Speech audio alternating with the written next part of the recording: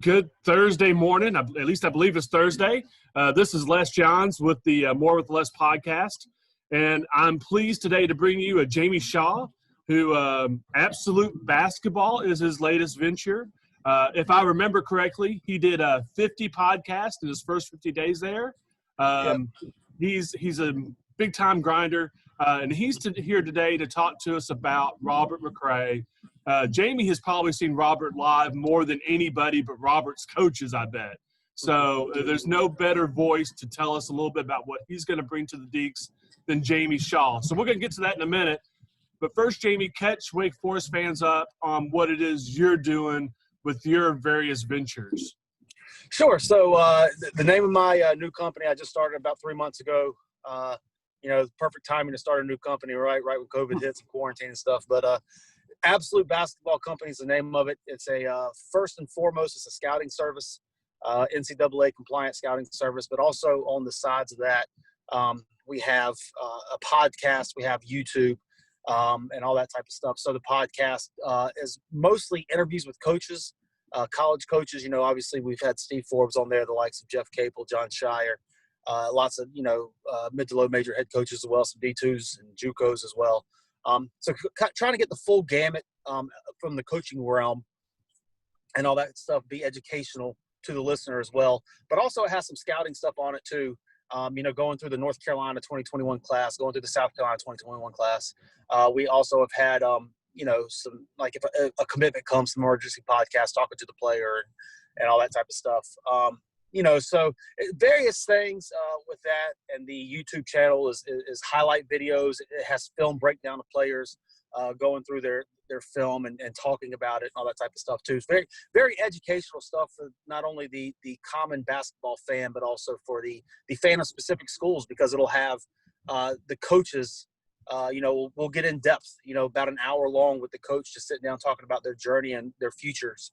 On the podcast, but also on the YouTube channels, will be in depth with players. It'll be player interviews, guys who are in college already, guys who are high school prospects looking to college, and guys that are graduated or going into the NBA draft as well. So very educational, but also very in depth with the subject matter. Where do folks, I know you pop on Demon Deacon Digest every once in a while, and I really appreciate seeing you pop on and drop Wake Forest appropriate content. You're always welcome to do that. But aside from just visiting our site, where can folks find your work, Jamie? Well, the podcast is called the Absolute Basketball Podcast. You can, find it on all the major podcast platforms, Apple and all that type of stuff. On YouTube, it's Absolute Basketball Experience. On Twitter, at Jamie Shaw 5, that's JAMIE SHAW5, and Instagram, Jamie_Shaw 5, JAMIE _Shaw SHAW5. What's your TikTok? I don't do that. TikTok and all that stuff's a little too young for me. And Snapchat and all that. My avid followers on Demon Deacon Digest probably realize that this backdrop is not my normal. Most of you probably know from things I've written this week, I'm actually spent the week in Kentucky visiting my son and his girlfriend. We had a much longer vacation scheduled to Florida, but obviously COVID-19 had different plans for us. So this is our last day of vacation. I've been trying to keep the Wake Forest fans updated with things going on in the basketball recruiting world, especially this week, even though I'm away with family. But anyway, that's the reason for the weird backdrop. Jamie, did you see Robert McCray play last night? Is that what you were telling me? I did, yes. I traveled down to Columbia. They have a thing called the Savage Academy. It's an open run, invite-only pickup type of situation. So the likes of Josh Beadle, who's going to Clemson, Robert McCray, Jay-Z Gortman, who's Wake Forest offer, Cesar Edwards, Xavier. It's an elite open run down in Columbia, South Carolina. So I was down there for that. And how did Robert do? How did he look? Pretty typical Robert McCray. Incredibly athletic, lots of burst, and relatively exciting type of game. What do you think he's going to bring to Wake Forest, and how excited should Wake fans be about his addition? The first piece of the 2021 class for Steve Forbes and that staff. Well, I think what he'll bring is upside. He has the physical profile, the natural physical makeup with length, size, and incredible athleticism to really pop in the ACC. BJ Mackey did a great job on this one. He's a rising star in the industry and all that type of stuff. He did a good job securing this one, identifying it early. And if I'm not mistaken, I believe that Wake Forest was his first Power 5 offer as well in regards to McCray. And then followed suit with, Florida and the likes. But what they're getting is a guy with high upside who has the physical profile of what you would think an ACC guard would look like. Now, the way I understand it, for AC Flora and probably in the summer leagues as well, he plays a lot of point guard, I believe. But I think Wake is kind of looking at him as a combo. And with that 5-out offense that Forbes likes to run, there's a lot of guys that touch and can manipulate the ball and make plays. So you don't necessarily have to be the point guard to be a playmaker for Steve Forbes, do you? Correct. And what Forbes has always said is he wants to be older and he wants to be more athletic. So McCray fits the more athletic side of things, and obviously as he progresses through, he will get older in that. But McCray grew up a point guard. He entered high school probably 6 foot, 6'1". So his whole life he's played on the ball. And then just recently he shot up. I think he's listed at 6'3" or 6'4" now. And so just recently he shot up. He's still maintained those same point guard skills, the same ability to see the floor, the same vision and passing and ball handling and stuff. Now it's just packaged in a lengthy 6'3", 6'4" body. How's his jump shot? I noticed in the highlight tape that I saw you break down, he was utilizing a step back pretty effectively. Can he shoot over people, and how effective is his jump shot? He is his jump shot has really developed over the last year. That was kind of a crutch for him earlier in the in his career. Now this past season, I believe he shot about 39% from three. It's kind of a set shot. If he's able to get it off, it looks good. So the shooting is continuing to develop, but it's something that is rapidly developing. And shooting is something that just takes repetition to kind of go with. So as he continues to go, I mean, like I said, he shot 39% from three last year, which is a good number.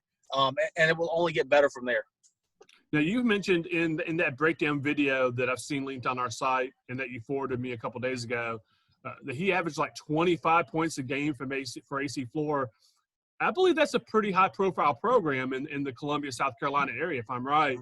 And you also maintain that he loses one of the pieces that were playing with him last year. So his numbers are probably even going to shoot up this coming season, right? Well, yeah, one would think AC Floor is a pretty big powerhouse. I mean, in the years past, they've had kids go to LSU, North Texas. Christian Brown played there, went to Georgia. Yeah. Last year, Patrick Iriel was his 6'10" big man who's going to the University of South Carolina.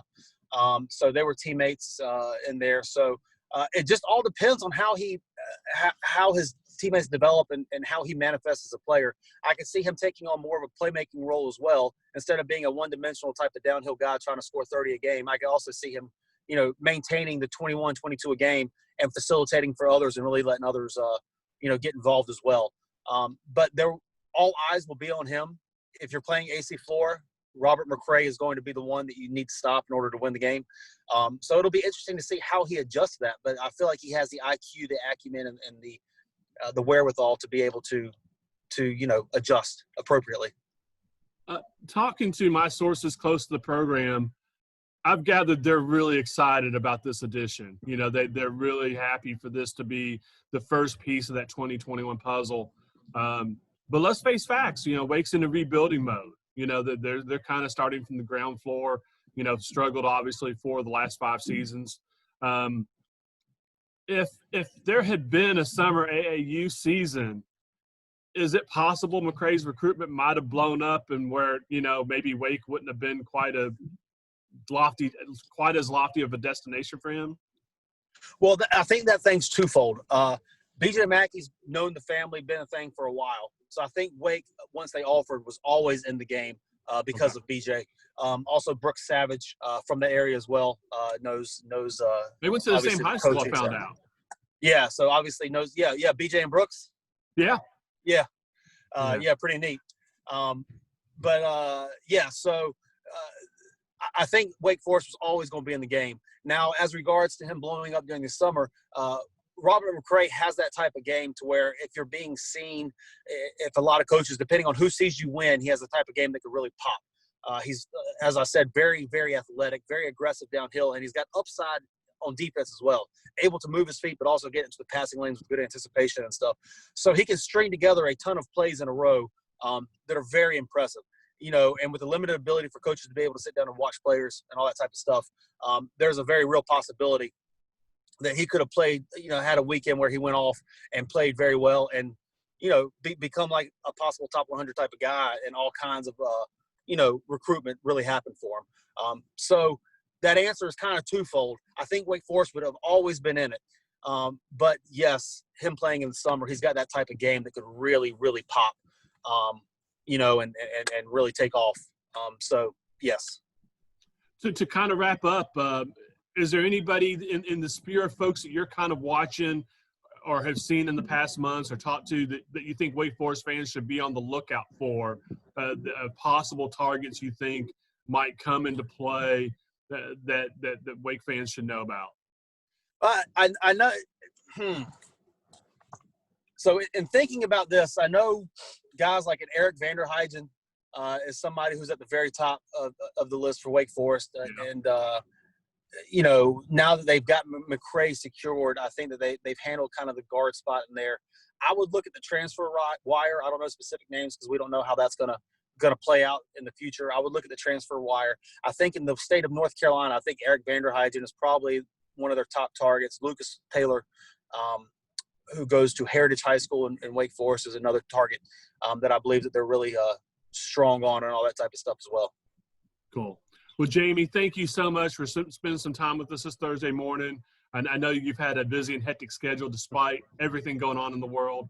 Hope you and your family can continue to stay healthy, and I look forward to following your work in the coming months.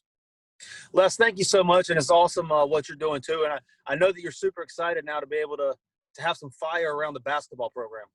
Yeah, it's been quite a difference maker on our side in terms of enthusiasm, that's for sure. So there's thanks, no question. Jamie. Steve Forbes is going to absolutely do that. He's always going to be good for an incredible quote. He's always going to be very honest. He's always going to be very transparent too. So he's going to be a breath of energy for the program.